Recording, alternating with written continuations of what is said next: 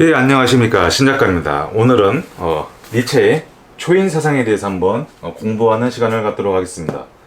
니체의 초인. 사실 니체라고 하면은 우리들에게 너무나 친숙한 철학자인데, 그만큼 우리 시중에 가보면 자기계발서라든가 아니면 영화나 여러 가지 문화들의 니체의 사상이 그만큼 우리들에게 근접해 있다고 할 수 있습니다. 그래서 니체의 사상이 무엇인지 자세히 알지는 못해도 니체라는 철학자의 이름은 한 번쯤은 여러분들이 다 들어보셨을 것입니다. 그렇다면은 그 니체의 사상의 대표격이라고 할 수 있는 이 초인, 대체 이것이 무엇이길래 그렇게 난리인가? 그래서 이 초인에 대해서 한번 알아보겠습니다. 초인, 말 그대로 뛰어넘을 초에다가 인간인. 그래서 초인이란 인간을 뛰어넘는 존재. 이제 독일어로 위버맨시라고 하는데 위버란 뛰어넘다는 뜻이고 맨시는 인간. 이것도 역시 인간을 뛰어넘는다, 이런 뜻을 가지고 있습니다. 그래서 초인이라고 하면 사람들은 대부분 슈퍼 히어로나 어떤 슈퍼맨처럼 하늘을 날아다니고 초능력을 쓰는 그러한 상상 속의 그런 히어로들을 떠올릴 것입니다. 하지만 니체가 말한 초인은 그런 인간이 아니라 어떤 삶을 대하는 어떤 특정한 태도다. 삶을 대하는 특정한 태도를 일컬어서 니체는 그것을 초인이라고 했습니다. 그렇다면 과연 어떤 태도를 말하는 것인가? 이게 관습이라는 것이 있고 기존의 가치 체계가 있습니다. 대부분의 사람들은 이 안에서 거주하면서 안정감과 안일성을 추구하면서 살고 있습니다. 하지만 어떤 사람은 어떤 현실적인 한계를 뛰어넘어서 자기 자신만의 가치를 창조하는 그러한 인간이 있습니다. 자기 자신만의 위대성을 갈망하는 자, 자신의 어떤 힘의 의지를 추구하는 자. 힘의 의지를 추구한다는 것은 자기의 욕망을 추구한다는 것이고, 여기서 말하는 욕망은 에고가 추구하는 욕망과 차이가 있습니다. 여기서 말하는 욕망은 모든 생명체가 가지고 있었던 어떤 본질적인 것을 되살리려는, 그것을 최대한 발현을 시키려는 그러한 의욕을 말합니다. 우리가 살면서 여러 가지 한계에 봉착하는데, 예를 들면 뭐 경제적인 한계가 있을 수도 있고, 뭐 건강상의 문제가 있을 수도 있고, 아니면은 어떤 관습 체계가 장애가 될 수도 있고, 뭐 사회적인 뭐 제도나 뭐 통치 기구가 뭐 걸림돌이 될 수도 있습니다. 하지만 그러한 모든 어려운 현실적 상황에도 불구하고 그것을 초극해서 자신만의 가치를 창조하는 인간, 이 정신을 가리켜서 초인의 정신이라고 합니다. 그리고 중요한 것은 초인은 결과가 아니라 과정의 정신입니다. 이게 무슨 뜻이냐? 여기 화살이 날아가고 여기 관역이 있습니다. 결과적으로 이걸 맞춰야 초인이 되는 것이 아니라, 초인이란 날아가는 과정, 끊임없이 자신의 충만한 생명력을 가지고 위대성을 갈망하며 앞으로 계속 나아가는 이 지속적인 이 상태 자체를 초인의 정신이라고 합니다. 그래서 목표물에 도달해서 꽂혀 있더라도 여기에 안일하게 거주하고 있으면은 니체가 말하는 초인은 아닌 것입니다.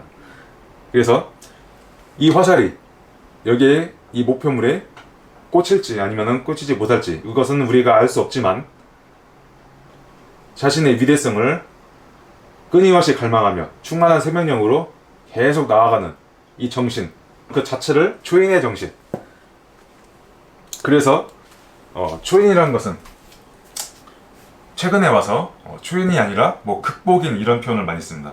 다시 말해 자기 자신을 극복한 자, 자신의 현실적 어려움, 한계, 이런 것들을 뛰어넘는 정신을 가진 자, 이런 것을 말합니다. 하지만 저는 초인이라는 단어가 주는 그 강렬한 느낌을 매우 좋아하기 때문에 개인적으로는 극복인보다는 초인이라는 단어를 저는 많이 사용하는 편입니다. 그러면 초인은 어떻게 달성할 수 있는가? 여기에 평범한 보통 사람이 있습니다. 보통인. 이 대부분의 대중. 니체는 이런 사람들을 보고 말린이라고 표현했습니다. 그리고 여기에는 초인, 위대한 창조적 업적으로 세상에 어떤 사회관과 물리관을 변화시킨 그런 창조적 업적을 낳은 인물들. 예를 들면은 뭐 스티브 잡스가 될 수도 있고, 아니면 뭐 아인슈타인 또는 뭐 피카소 이런 사람들이 예시로 사용되기에는 무리는 없을 것입니다. 보통 사람이 어떻게 하면은 초인이 될 수 있는가? 어떻게 하면 자기 자신만의 기존의 가치를 극복하고 자기 자신만의 가치를 정립해서 그것을 세상을 변화시킬 수 있는가? 그게 낙타의 정신. 첫 번째는 낙타의 정신, 두 번째는 사자의 정신, 세 번째는 어린아이의 정신. 이 세 단계를 거쳐서 평범한 사람은 초인이 될 수 있습니다. 그러면 낙타란 무엇인가? 낙타의 정신은 기존의 관습과 상식, 가치체계를 받아들이고 순응하는 그러한 정신을 말합니다. 화가를 예로 들면 위대한 화가가 되기 위해서는 먼저 어떤 구도를 잡는 연습, 선과 면을 그리는 연습, 또 기존에 앞서간 위대한 화가들의 화풍을 모방하는 연습, 이런 굉장한 모방의 과정을 거쳐야 됩니다. 그래서 낙타의 정신은 순응의 정신이고 모방의 정신이라고 할 수 있습니다. 모차르트도 6살 때부터 작곡을 했다고 하는데 그것이 사실인지 아닌지를 떠나서 일단 모차르트도 굉장히 어렸을 때부터 아버지로부터 굉장한 영재 교육을 받았고 다른 사람들의 음악을 굉장히 많이 치고 연습하는 과정을 겪었다고 합니다. 그래서 모든 예술은 저 혼자 처음부터 독창적일 수 없고 기존에 만들어 놓은 가치 체계를 토대로 밟고 올라서서 자기가 한 걸음, 두 걸음 더 나가게 되면 사람들은 이것을 독창성이라고 말하는 것입니다. 그리고 사제 정신.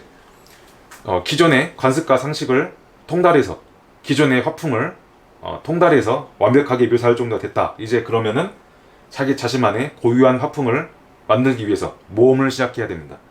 그래서 사제의 정신은 자기 자신에게 주어진 사회적 의무나 관습 이런 것들에 대해서 why, 의문, 왜, 의문을 제기하는 정신이다. 그래서 자신만의 자아를 가지고 나 자신을 찾아간다. 기존의 관습을 벗어나서 창조의 길로 들어서려고 하는 그러한 정신이다 라고 볼 수 있습니다. 그리고 마지막에 어린아이 정신. 자기 자신만의 가치 체계를 건립하고 뭔가를 창조한 인간. 예를 들면 아이팟을 만든 스티브 잡스, 새로운 화풍을 개발한 입체주의를 개발한 파블로 피카소, 또는 상대성 이론을 만든 아인슈타인, 기존의 어떤 사회관과 물리관 또는 문화를 크게 변화시킨 이런 사람들을 비유할 수 있을 것입니다. 이 어린아이의 정신을 가진 사람들은 기존의 관습과 상식을 극복한 사람들입니다.